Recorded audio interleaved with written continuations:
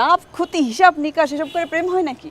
প্রেম হলো এক একটা ইউনিক, এক একটা মাস্টারপিস। পর্দার এক অনন্য আলো, যার মিষ্টি হাসি নিঃশব্দে ছুঁয়ে যায় দর্শক হৃদয়।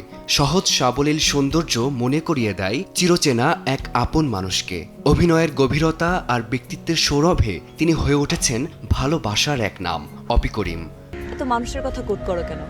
তোমার নিজের কোনো ভাবনা নেই? অপি করিমকে ঘিরে স্মৃতির পর্দা যেন আরও উজ্জ্বল, যেখানে প্রতিটি চরিত্রে, প্রতিটি অভিব্যক্তিতে ছড়িয়ে আছে অনবদ্য মাধুর্য। ক্যামেরার সামনে তার উপস্থিতি মানেই এক অদ্ভুত প্রশান্তি। নেই বাড়াবাড়ি, নেই কৃত্রিমতা, আছে শুধু সহজ সৌন্দর্যের মুগ্ধতা। ইয়া, আই অ্যাম ডেফিনেটলি সিঙ্গেল। আজও চোখের ভাষায় গল্প বলেন অপি করিম। তার হাসিতে লুকিয়ে থাকে হাজার অনুভূতির রং। সময় বদলেছে, পর্দা বদলেছে, কিন্তু অপির সেই চিরচেনা আবেদন ম্লান হয়নি একটুও। আজ এই গুণী অভিনেত্রীর জীবনের বিশেষ একদিন। 1979 সালের আজকের দিনেই পৃথিবীতে যাত্রা শুরু তার। সুদর্শন, আপনি? আচ্ছা, বুঝলাম, কিন্তু আমার বয়ফ্রেন্ড যে সুদর্শন না, সেটা আপনাকে কে বলল? জীবনের এই বিশেষ দিনটিতে কোনো উচ্ছ্বাস বা উদযাপন নেই অপির। প্রিয়জন হারানোর বেদনায় দিনটিকে নতুন করে উপলব্ধি করেছেন তিনি। বাবাকে ছাড়া এটি পঞ্চম জন্মদিন।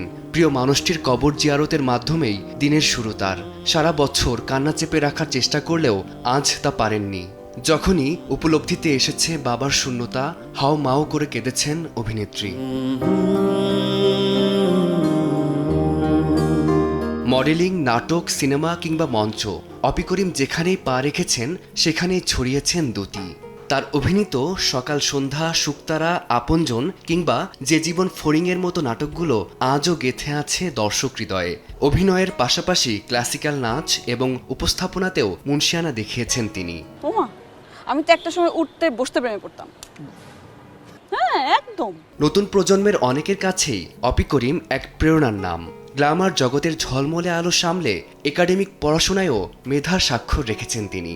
দেশের অন্যতম সেরা বিদ্যাপীঠ বাংলাদেশ প্রকৌশল বিশ্ববিদ্যালয় থেকে স্থাপত্যবিদ্যায় পড়াশোনা শেষে শিক্ষকতাও করেছেন তিনি।